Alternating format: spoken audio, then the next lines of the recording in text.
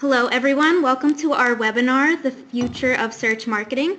We're so excited to have you all here with us this afternoon. Search has been evolving at a very fast pace. We're happy to have an authority in the search marketing space, a guest analyst from Forrester here with us. Both NetElixir and Forrester will be sharing research and insights to help you navigate this changing online market.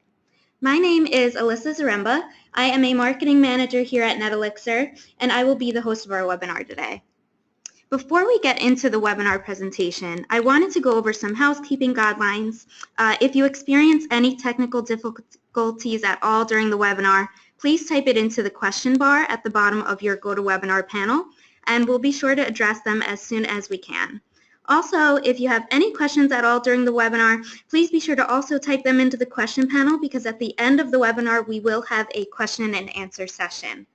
Also, at the end of this webinar, we will be emailing the whole presentation and the recording out to all of our registrants, so look out for that. And if you find the content interesting, be sure to tweet, post on Twitter with the hashtag NetElixir. Before we begin, here's a little bit about NetElixir. We're a team of 100+ fanatically analytical search marketers. We're operating across 3 countries. To the right, you can see some of our clients. We are also a preferred partner of both Google and Bing and a customer technology program vendor of UPS. Ultimately, our value is to combine our expertise and our proprietary technology to help businesses get found online, convert visitors to customers, and acquire game-changing consumer insights. So here's what NetElixir can do for you. Our offerings can be broken down into 3 arms: services, technology, and consulting. In the first column, you'll see some of our services where we specialize in paid search management and shopping management, SEO, and paid social management as well. We also have our own proprietary products in the form of our Elixir technology. These include free search marketing tools and apps, which can be found at elixirmarketplace.com, as well as a powerful paid search optimization tool, Elixir Guide. This is offered to small to mid-sized businesses in the online space. Our Google certified experts also provide web analytics and overall digital marketing strategy consulting. Today's speakers will have first Udayan Bose, the founder and CEO of NetElixir. He founded PartyBingo.com and is a current guest lecturer at the Johnson School of Management and Cornell University, as well as City University of New York and the Indian School of Business.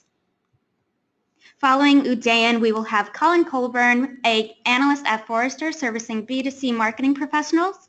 His research focuses on current and future trends in search and discovery marketing. Some of his research topics include strategies for local marketing, innovations and best practices in search marketing, and how advertising as a whole affects consumer trust.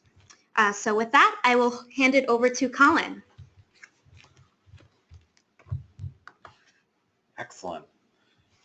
Thank you, Alyssa, and thank you everyone for joining us. Really excited to be here today to talk to you about what Forrester thinks of the future of search marketing. And for those of you who don't know what Forrester is or what Forrester does, Forrester is a market research firm, and we help business and technology leaders to develop customer-obsessed strategies that eventually drive growth in the form of revenue. So turning to our topic for today, I'm going to talk a little bit about search marketing and how far search marketing really has come. You know, when you think about it, it's the oldest digital marketing tactic that's out there. And I think all of us that are in the search world have kind of come to grips or come to face challenges sometimes of people outside of the search world saying, you know, search is dead. But that's actually not the case. Search is certainly alive and thriving. But it is becoming increasingly more complicated and complex for marketers to find success in acquiring new customers through search marketing. So I'm going to open by telling you a little bit of a quick story to show you really how far search has come. This is a picture of my high school in Connecticut. And when I was in high school, I had a computer class that I took where every day we would come into the computer class, we would all sit down at the computer, and we knew that we had to do one thing, and that was we had to go and search for Notre Dame on Google. And when we searched for Notre Dame, we'd have to go and find the website and click on the website, let the website download to the page, and then go back to Google and conduct the same exact process 4 more times for a total of 5 times. Now, at the time, I wasn't really sure what we were doing. I kind of knew that the point of this was to help gain traffic or gain authority for our website, but I didn't really know what the whole point of it was. And years later, obviously, and today, I think we all know what was going on, and that was that our high school was trying to increase, or in sort of a back end, not necessarily fully ethical way, our website, and it actually worked. And that's one reason I'll never forget this story, is because we actually became the #1 search ranking for Notre Dame, above the University of Notre Dame, by the end of my senior year. So this is a great example, really, and I think there's also a couple more examples to show you that are a little bit more granular. Looking back in our own records, we have some screenshots of search results. This one being from 2010, that looks at, can I lower my student loan interest rate for a search query? You can see that it's kind of amazing, only 7 years ago, how different the search results look compared to today with the same question. Today, there's so much more granularity in the form of both advertising and the information that Google is pushing to people that are searching on their website. So things like the answer box are showing up, and even related questions that people can also look up that are somewhat relevant to the query that they're already searching for. So that's a little bit about the past of search marketing. What is exactly the state of search today? Where are we at present time? First is that organic search, and I think all of us who have been in the SEO world know this. There's been great suppression of organic search in Google. There's now so much more stuff in search results that for customers to browse through, which is a good thing for them because it gives them lots more information to obtain without even having to click on a link. But as a marketer, it makes it incredibly hard to be found and to rank organically. These are screenshots that do, I think, a pretty good job of showing how suppressed search results have become.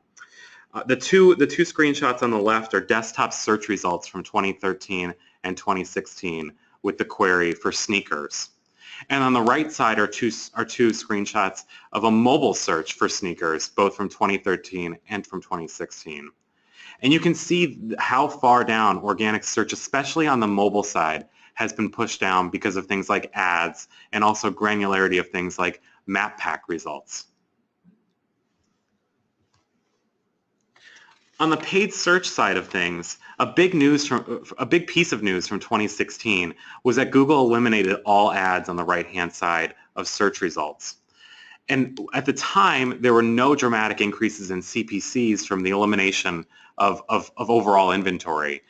But one thing that we did find was one trend, and that's that fewer paid search ads mean that the quality of search ads appearing for a customer has gone up overall. And we found this out by conducting our paid search review, which we do every other year. And during this review, what we do is we apply things like how relevant is the ad copy, or is the landing page mobile optimized and easy to use from multiple devices. And we rank and score ads based on that. So what we did is we did search queries for 175 keywords and ranked the ads that showed up for those keywords. And you can see that just under 60% of the ads that we evaluated passed. Now, if you're thinking 60% isn't actually that high of a number, it actually is. We've been doing this review for about 15 years now, and this is the highest passing rate we've ever seen.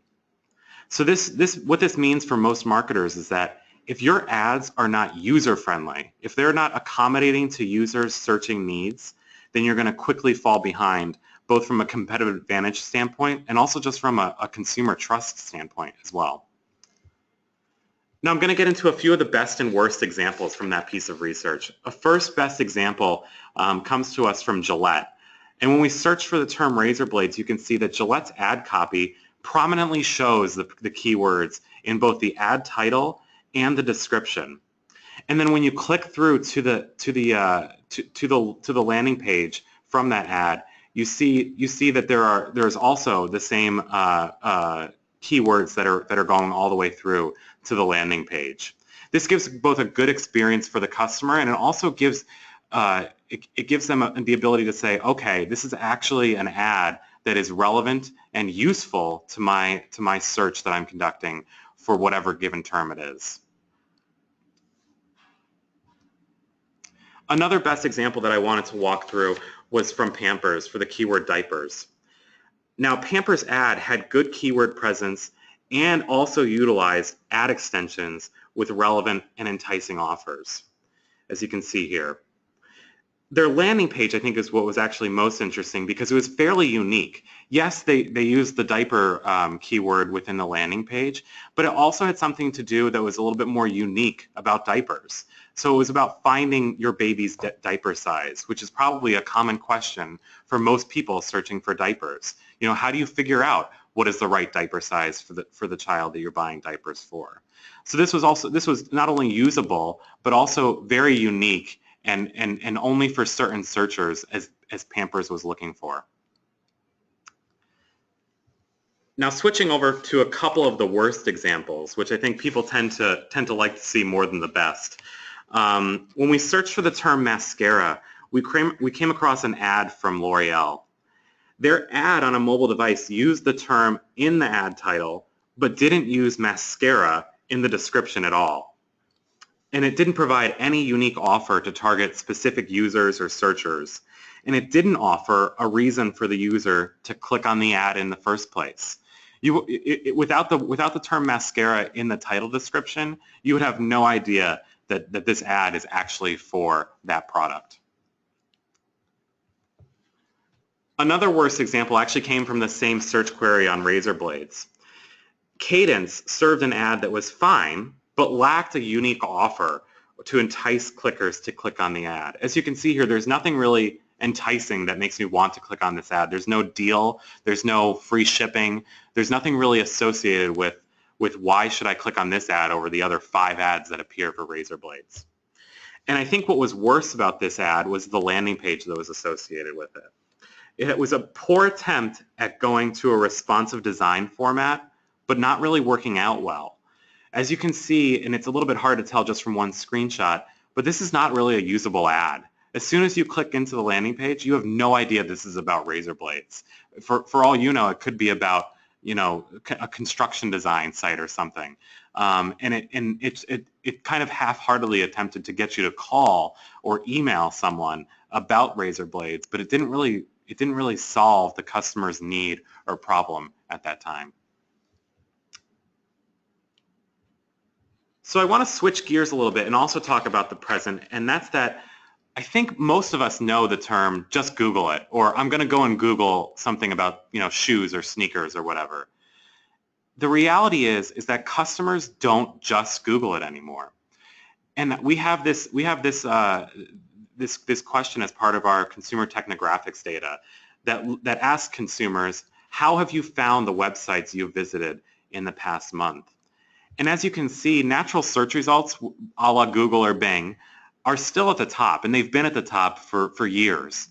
But their dominance is slowly decreasing towards other channels where customers find information. So this fragmentation means that I, as a search marketer, actually am trying to compete potentially against my social marketing team, my TV ad buyers, or anyone who's doing any sort of outreach or attempts for customer acquisition in other forms of places that your customers are finding information. And part of a reason for this fragmentation is because there's just lots of other platforms that have search engines. So you think about Pinterest, you think about Trivago here. They all have search engines that are at the core of their website. So when you land on Trivago, the first thing you're going to see is a search that you're going to have to conduct to find anything on Trivago, whether it's a hotel or a flight or car rental or whatever it might be. And when we're specifically talking about types of searches, Product searches in specificity do not happen only on Google. In fact, product searches more often happen on Amazon than any other search engine. So we asked consumers, which of the following did you use to research the most recent purchase that you made? And Amazon led that question with 31% of consumers saying that they had used Amazon to start their research. And the thing that's interesting about Amazon is, unlike Google, they're not a search engine just for anything. They're really for products or for people that are looking to shop. So we call it a shopper's search engine. And Amazon alone in 2016 saw 200 billion searches on their platform. Now, a lot of these websites don't actually publish how many searches that they see, you know, Pinterest or Trivago or anyone else. But I would guarantee that Amazon is definitely in that top 3 under any other search engine in terms of volume of search queries that they see on their platform. Now, the other thing about Amazon that I think a lot of people don't think about is that Amazon is obviously an e-commerce giant. You go there, you purchase something online. But Amazon also influences purchases or behaviors that customers take offline. And I have a quote here for you from a fairly large CPG firm that we spoke to for a piece of research. And he told us that we don't list our products on Amazon just for them to be sold on Amazon. Only 1% of all of our North American sales come from Amazon. The real reason that we list our products is because our customers use Amazon as a research channel and then go in store to buy. I think this is a great quote to really exemplify what Amazon is really all about. It's not just about the online portion. It's about the full customer experience and how influential Amazon has become for many CPG and retail firms. But like I said, Amazon is a different type of search engine. It's not a traditional search engine. And the reason for that, I think, is best explained by looking at Forrester's customer life cycle graphic. So this graphic is sort of a replacement of the industry-wide marketing funnel that we all know and talk about. And Google is often seen as kind of the dominant player when it comes to discovery. Amazon, you could argue, for products is also a dominant player for discovery. And you could say the same thing for exploration. Once someone finds out about a brand or a product and they start to do more research and explore, you know, doing things like reading reviews or doing price checks, Google and Amazon are kind of toe-to-toe in that area as well.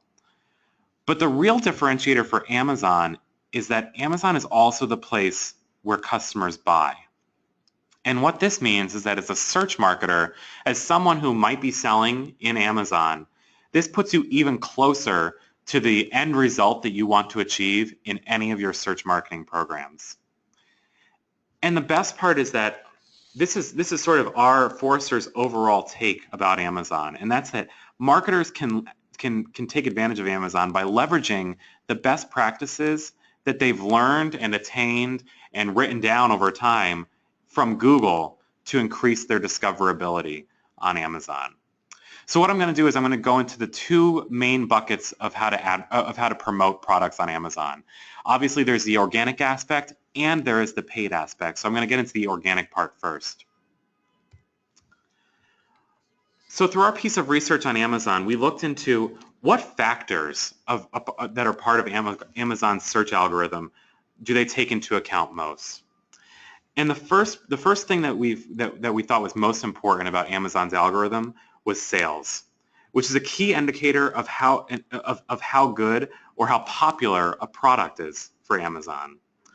Some brands have found that Amazon cares much more about sales in the short term rather than the long term.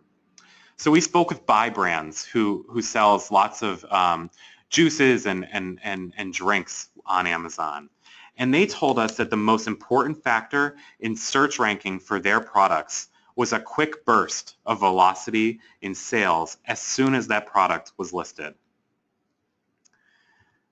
The second thing that we found was that keyword titles are extremely important, and that's because Amazon's search algorithm is not nearly as complex or as sophisticated as Google's. It's primarily trying to match keywords that a customer is using to keywords that are in a product title, for instance. Now, an example here comes from an agency that we spoke with for this research that found that their customers' customers were more likely to search for things like mouthwash rather than mouth rinse. So by adjusting for that in their keyword titles, they were immediately able to make their product listings more friendly to most of the people that were already searching on Amazon. The third thing that we found that was really important was categorization. So anyone who's bought anything on Amazon, which I'm sure most of us have, we know that you can categorize your search. And marketers can also do that as well. They can label their products by the categories that are available on Amazon to help the search engine list the most relevant products for a given query. We spoke to a director of marketing at a large manufacturer, and what he told us was that he said, we think about categories for our products just as much as we think about anything else on Amazon, because customers are that much closer to purchase and are that much more aware about the categories that they're searching for. The fourth thing that we found that was super important to Amazon's algorithm was fulfillment. And this should be a no-brainer, I think, because when you think about Amazon's Prime customers, this is really the reason that fulfillment has become so important. And what we found that was important about fulfillment was that Amazon shipped and sold was the highest correlating factor to greater search rank in Amazon. So meaning that if I'm a seller on Amazon, they're going to want me to do shipped and sold by them so that they're able to get their product to their customers, their best customers, in that 2-day window, and they're more comfortable with them taking on that problem rather than having a seller or a retailer do it for them. And the last thing that really was a big part of Amazon's algorithm that we found was images, and this is something I don't think a lot of people think about. Amazon wants their customers to be able to use their images, to be able to zoom in on them, to be able to see different angles of the image or of the product that they're searching for. And what we found through the research was that marketers that use high quality and varying images in their product listings had better search rank than products that only had one image that was probably low quality. So these are the 5 biggest factors on the organic side of trying to rank well on Amazon. Flipping over to the paid side, there's 3 different ads that are really important, I think, in Amazon.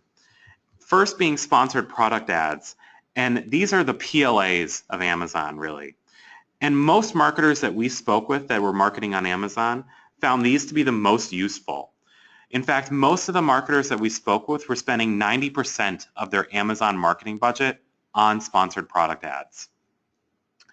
Headline search ads were the other type of ads that were probably second most common, even though much less common than sponsored product ads. And these are more of the traditional paid search ads, but with clickable images, obviously, kind of going along with the visual nature of Amazon. To buy headline search ads, marketers have to be selling at least 3 products or more on Amazon. So that's something really important to keep in mind as you consider moving into Amazon. And the last one was product display ads. These are banner ads that are a traditional display format, but are bought to target product categories and feature currently available inventory on Amazon. Now, these ads are a little bit more nascent, I think, than the other 2, just because most marketers we spoke with have not invested in these type of ads yet. And I think the primary reason for that was they're seeing high impression levels, but fairly low return on investment when using product display ads in comparison to the other 2. So hopefully this gives you a flavor of how marketing, especially search marketing, is changing. And we kind of concisely talk about this as discovery marketing. So search marketing, I think, is in the process of becoming a larger discovery marketing objective. And I'm going to talk through a little bit why we think that. So when we think about customer discovery, I think there's 2 modes of customer discovery. The first being intentional discovery. This is a customer overtly asking or searching for something on something like Google or Amazon or eBay or Pinterest or TripAdvisor. actually overtly searching for something that they are looking for. And this type of discovery is without a doubt the most common form today with customers. And there's no doubt that Google dominates this one mode of discovery. But what I think is changing over the course of time is that the second mode of discovery is sort of taking share away from intentional vehicles. And that would be serendipitous discovery. This is customers not overtly asking for something. This is going through a news feed on Facebook or watching TV and coming across a new ad or even a new channel that I might not have known about. This is finding in a more lean back environment. And I think customers are becoming more used to finding in this sort of serendipitous format. And I think this is really the part of discovery that is trying to really upend the way that search is done today. Now, looking at a more futuristic state of search, I think is really talking about intelligent agents or digital assistants that are really looking to upend the search market and in particular compete with Google and Bing. Now, we talk about voice or digital assistants like Amazon Alexa, Siri, Google Now, and others. And while in this graphic we see that they don't have a huge majority of customers using them already today, with just under 70% saying they do not use a digital assistant, they do have the power to really upend the search market. A couple reasons for that is, one, customers tend to use these agents in a way that is very location-based, for instance. So that means if I'm a marketer that has multi-locations, I have to start considering how important are intelligent agents to me finding and acquiring new customers in the market today. The second thing, and this is probably the more scary part about intelligent agents as a marketer, is that they will be the intermediary between the customer and an information pool that they might be looking for. So that is, I could search for something like toilet paper, for instance, and it's only going to give me one type of toilet paper most likely. But I think what's even scarier about that is that in the future, the Amazon Alexa, for instance, might be able to tell me, based on when they know that I need toilet paper most within a certain period of time, that okay, we're gonna make this transaction on behalf of you without even really asking, because we have your credit card information. We sort of know when you're running low on inventory, and we actually know when prices drop and they're within your normal price range. So this is scary because it actually takes away from potentially overall search volume. So how do we as marketers evolve towards this future if intelligent agents and serendipitous discovery do become more of a norm today than they already are? And I think our overall recommendation is that we have a model for most marketers to start using or start thinking and changing their mindset a little bit more towards discovery. And it's Forrester's Who framework. And I'm going to walk us through this framework as sort of my ending recommendations for things for you to start thinking about as you leave the webinar today. Now, the Who framework is made up of a W, an H, and an O. I'm going to talk about the W first. And this means determining the subject of a search as well as a searcher's intent. So, for example, financial services marketers, they often tell us that when searchers query for something like a checking account, what customers actually are looking for is sort of conviction of peace of mind, that this service or this finance service company actually has my best interests at heart. They understand that I am a privacy sort of a privacy wonk and want to make sure that no one's going to be tapping in to my checking account. So this is a good example of understanding intent is going to help you determine the content that's going to fulfill a searcher's need. We've also seen marketers take an even more innovative approach to this by understanding what target customers are looking for.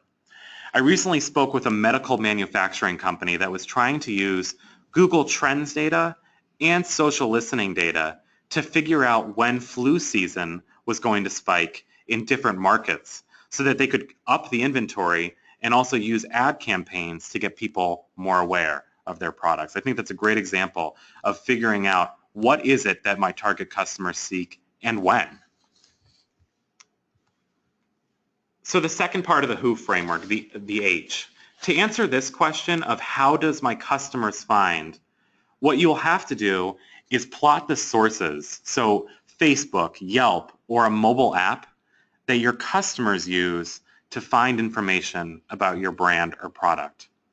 Now, Forrester has data that I walked a little bit us through with the consumer technographics data that can help with this. But there's also things like behavioral data that you can tap into that shows how different discovery sources are used at different times. So a good example here is HP. They were able to uncover discovery vehicles by different audiences at critical stages of their acquisition process with the help of their DMP, their data management platform.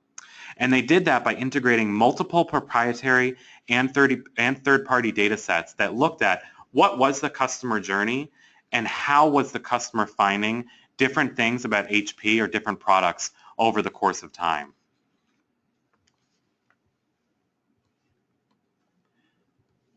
Now the last part to the WHO framework, the O. What offer do users look for? What should I be offering users? An example here is that a mobile search for local grocery coupons is going to require a different offer than an online search about a chronic health condition, for example. You're not going to be giving the same kind of direct response offer for a grocery store, or a grocery coupon search query as something that's a little bit more higher funnel, like a chronic health condition. So a good example here is from Rent the Runway. And what they did is they used user behavior, demographics, and search context to focus its discovery efforts on search and social media. So they figured out in the H framework how their customers were discovering. And they found that it was through search and social. And they used the what should I offer users framework to figure out that search ads actually help them through a direct response offer through things like rent today for $25 or less, or get free shipping over the next month. But what they did in contrast to that was on social media through things like Facebook was they tried to provide a community instead of ads to encourage customers to share pictures of themselves using Rent the Runway dresses. So they used the search more as a direct response vehicle and the social channel as more of a community feel, which I think is a great example of how they tuned offers differently to different channels. And with that, I'd love to thank you and thank you for tuning in to my portion, and I'm going to switch it over back to NetElixir. Thank you very much, Colin. That was very, very informative. Thanks a lot. So I would want to spend about 20 minutes or so discussing a couple of things, a couple of themes which we believe can be of tremendous importance for all search marketers over the next many years. As we all know, and Colin has really very specifically focused on that, search is more of a discovery now, because the connected devices are really transforming as to how we really search. As Colin mentioned, search is both not only intent-led, but as much serendipitous as well. Now, we have been around for about 13 years, and as a specialist retail search marketing firm, which has had the opportunity to work with more than 300 retailers across the globe, we really have been lucky enough to have had the front seat in almost like understanding how customers really search, shop, and buy. So based on all of our learnings, based on a lot of recent trends, we really have come up with two themes that we really wanted to focus on for today's presentation. The first theme is applying the customer journey analytics data to hyper-target your search marketing efforts. I mean, again, as Colin mentioned, search, shop, and buy, the path is no longer linear. Our research very clearly shows that the number of touch points between the first click and the purchase has gone up over the last just 12 months by about 16%. There are different channels, and obviously different channels have a different influence in the final buying decisions. I think one of the areas that we feel very confident would be an area that a lot of marketers would need to focus on, is the concept of journey analytics. Now, using our proprietary technology and basically a knowledge management platform or a database, a knowledge database called Elixir Insights, we have had tremendous success in building high-value customer personas. It's almost like mapping the customer journeys to really decipher as to what is the overall behavior and the intent of the customers, and on a both quantitative as a qualitative basis. And once we have been able to identify these personas, we have had a good insight in terms of their overall search, shop, and buy patterns. What time do they use Facebook? When do they really go to Google? When are they sort of getting into Amazon? And how are they completing the entire search, shop, and buy process? And that is what we would like to present as our first theme, essentially applying this customer journey analytics data to hyper-target your search marketing efforts. So let us just start with a classic definition of journey analytics. And we have as sort of Colin has mentioned, we collaborate with Forrester. So we'll be using Forrester's definition for journey analytics. It's basically a practice. It's a very fast emerging new line of analytics or a practice, which tends to combine both quantitative as well as qualitative research data to analyze and understand the customer behaviors and motivations across the various touchpoints. And eventually, once we have collected a lot of the data, we are able to get into this incredible power of being able to predict the future customer behaviors as well. And thereby, we are able to influence the overall marketing mix quite effectively and efficiently, so as to target the high value customer persona as such. So essentially, you're talking about building customer profiles with the purpose of really marketing to them in really a much more responsible manner. So you're not really showing up an ad to someone on Facebook at the time when you know that the person will not be there on Facebook, and so you are able to really map the entire customer or the marketing mix based on the entire journey data as well. So that, I think, is what the concept is. Now, interestingly, and again, sort of Colin sort of touched upon this, the customer today has no longer a linear path to purchase. So essentially, the customer path straddles multiple channels. It can be Google, Bing, Apple, Facebook, and Amazon. So one of the things we would really want to propose, which probably is a bit of a paradigm shift for a lot of marketers, is think from the customer's perspective and think of a unified discovery bar. Let me repeat this. Think of a unified discovery bar. So essentially think from the customer's perspective and really build out this unified discovery bar. I know it's a unique paradigm that I am proposing here, but we firmly have data and sufficient amount of evidence to prove that this is the direction that the world really is sort of moving towards.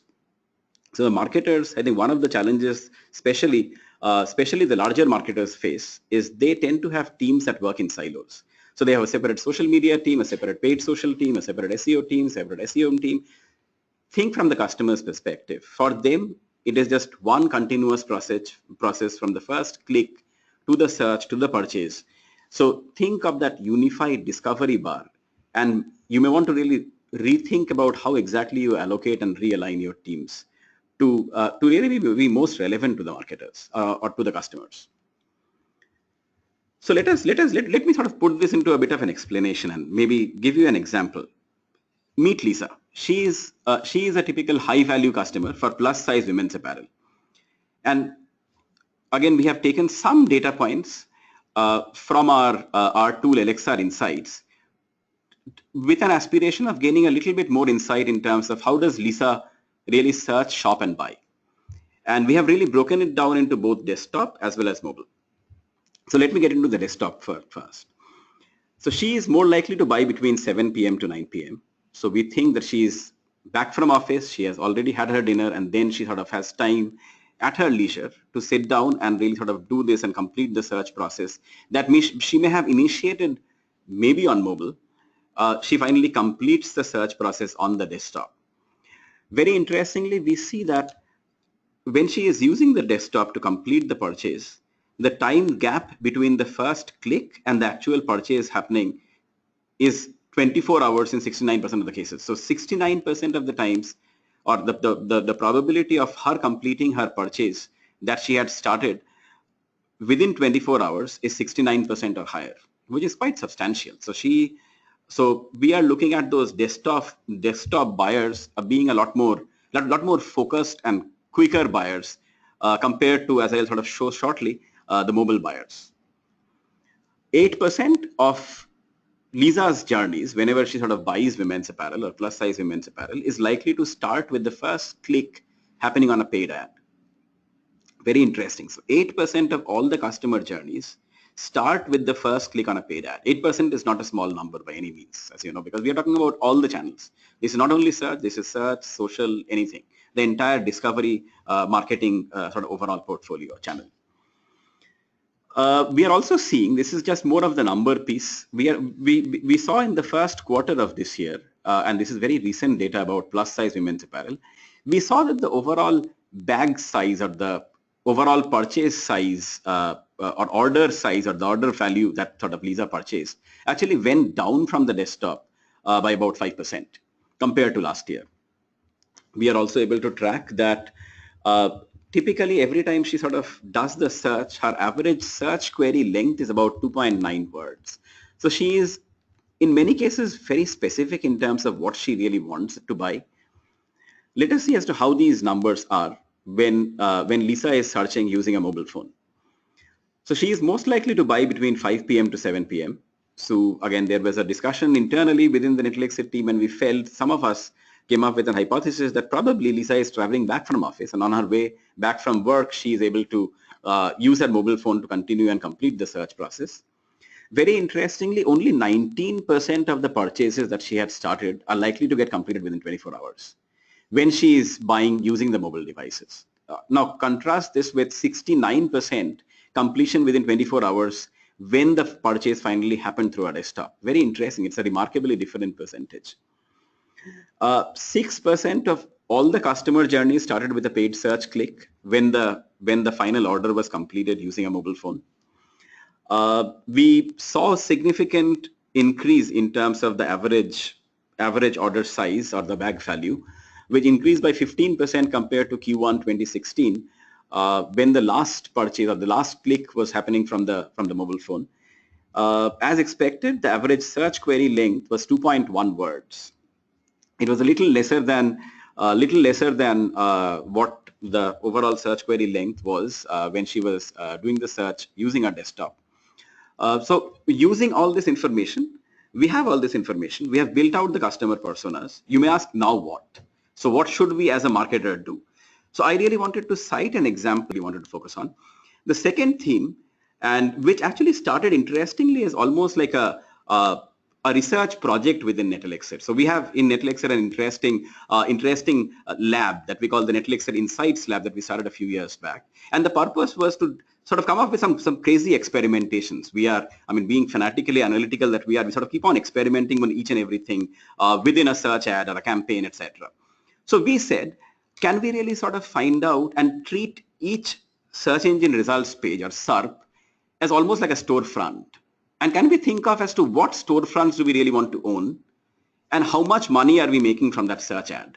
Not search ad, the search landing page, a search engine results page. So let me simplify and explain this. So this is again from 2 years back. So this was done in 2015 in the first and the second quarter. This is typically the yoga tablet ad. So PPC, typically if you really measure the overall percentage space occupied of the SERP, and I'm talking about the unscrolled page. So we are not taking anything below the fold. When you sort of check from a desktop, it is like above the fold. So it had about 42% share at that time, 2 years back. And sort of Colin has again showed you as to how exactly this entire thing morphed from sort of 2010 to 2017. So this is 2015, 2 years back. So 42% of the space, the unscrolled SERP, was being occupied by text ads. We had 33% share of page was PLAs. Now both of these combined, it was 33 plus 42 is 75% essentially was paid ads. So balance 25% was organic ads. The interesting part was, despite this split in 2015, we saw that paid ads drove about 35% of all the traffic on that page, while organic ads were still driving 65%. So our goal, or the research project, the research design was, we wanted to assess the aggregate impact of PPC, PLA, and SEO ads or SEO listings on the revenue that the merchant or our customer was able to derive from the search engine results page. So because the hypothesis was the more space that you occupy above the fold, the higher is your revenues, right? So that was essentially the second. The second was a little futuristic view. Now in 2011, Google came up with what it calls the zero moment of truth study. It's called the ZMOT study, and I would highly recommend all of you to really go ahead and try to download that study from Think with Google. It was 2011, zero moment of truth. So they presented an interesting concept that we really wanted to, in our NetElixir lab, test that out. The concept was your website interaction with the customer, or your brand's interaction with the customer, starts with the first click on Google. So even before the customer really lands on your website, the interaction really starts. So we wanted to extend that concept and ask a fundamental question. What are those, is it really worth for a company or a retail marketer to dominate all the SERPs? Is there a smarter way of dominating those search engine results pages? And what are those search engine result pages that she should be sort of dominating? So effectively, we use statistical tools, and we tried to compare specifically only for the non-trademark terms, because brand terms in many cases have a big skew, so non-trademark terms for both the pre-test and the test periods. So pre-test period in this case, and we sort of used PPC as the controlling variable. So you had to have PPC ad, and then in many cases they had the SEO listings as well above the fold, and then we sort of tried to add in the PLA listing by sort of bidding higher. So pre-test period where only PPC ads were there was Feb 1st, 2015 to April 30th. So we were looking at Feb, March, and April, 3 months data. And then we did the test with PPC plus PLA plus SEO, which was, we have taken the next 3 months, so May, June, July.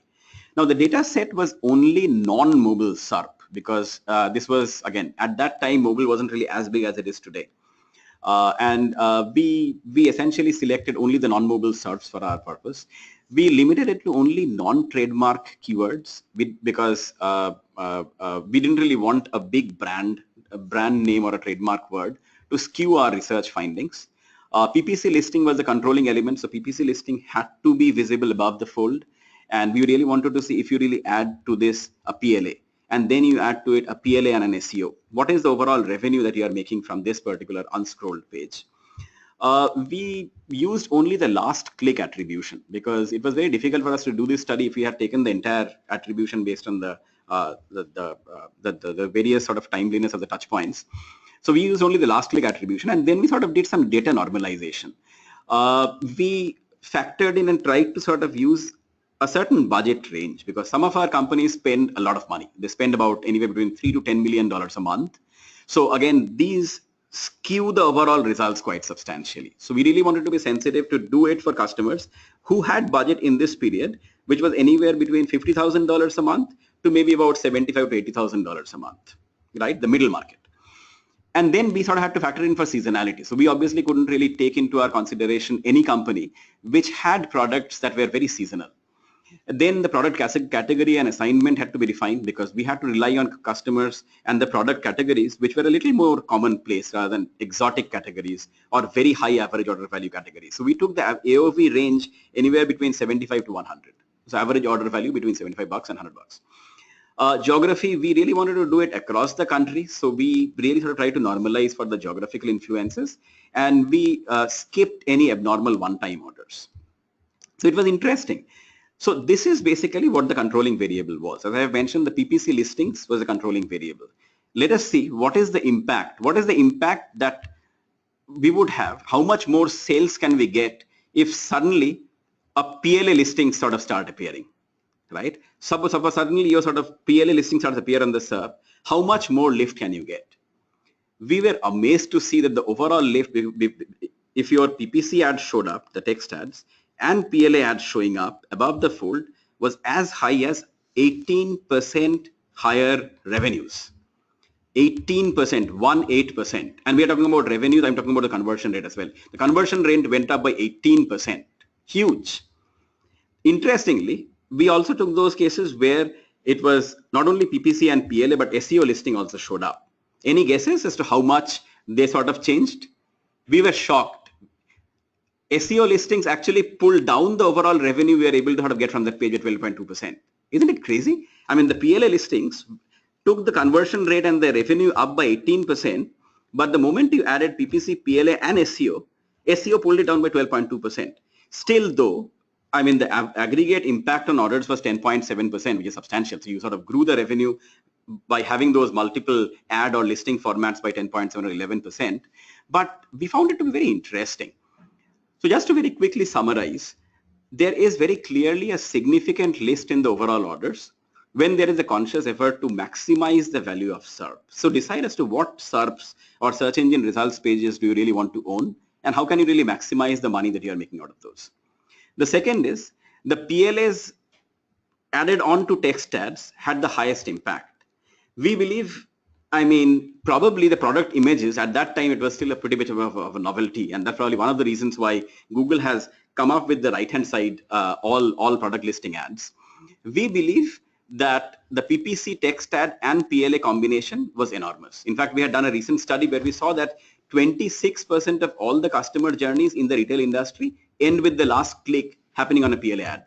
26%, more than 1/4 of all the customer journeys end with the last click on a PLA ad. Huge. Organic listings interestingly had a counter effect. So we sort of tried to do a bit of reasoning. And then probably there was a bit of a fatigue due to textual overact. There was just too much text going on. But what really happened next is something which really at least merits a bit of a questioning. Was Google doing a similar sort of a study themselves as well? Because this is how the SERP looks like now. As you can see, it's like primarily ads, right? The text ads, but you can really barely make out because of a very faint mention of ad in the entire page. So they are constantly trying to sort of blend in the PPC and the organic listings, maybe because they have had the same fatigue effect, because of which the overall revenue that they were making from the page went down. So essentially, we are looking at PPC text ads, which have sort of are very much blended in and look very similar to the SEO ads. Also, very clearly, and I don't really have probably any doubt about this thing, they definitely did a test on the impact of on the PLAs. And last year, on the 18th of Feb 2016, they got rid of all the text ads from the right-hand side and they launched the PLA ads. So I'll just sort of, again, a lot of stuff to think about, but my core concept here is, please think of two things from this particular theme. What are those search engine results pages that you really want to own? You can't really own everything, I mean, because you need to have an infinite budget for that, and no one has an infinite budget. The second part is, how exactly are you really sort of testing this impact of PPC, PLA, and SEO to maximize the money from that particular storefront or a shelf, or let us say in this case, a search engine results page.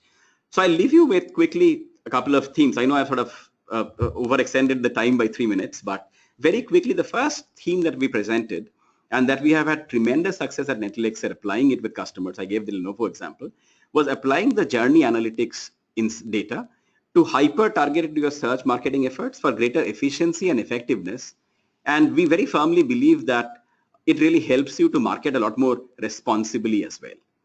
The second concept that we sort of presented was maximizing the value of SERP by identifying as to what SERPs do you really want to own, and through a conscious testing and ad listing formats and finding out as to what is the overall impact on revenues. So I'll just sort of end with that and hand it back to Alyssa. So I know we have already extended. We probably would have time for about 2 or 3 questions. So if you have any questions, please. Alyssa. Okay, thank you so much, Udayan, and thank you to Colin for the great content. At this time, we're going to open it up to any attendees for any questions that you might have.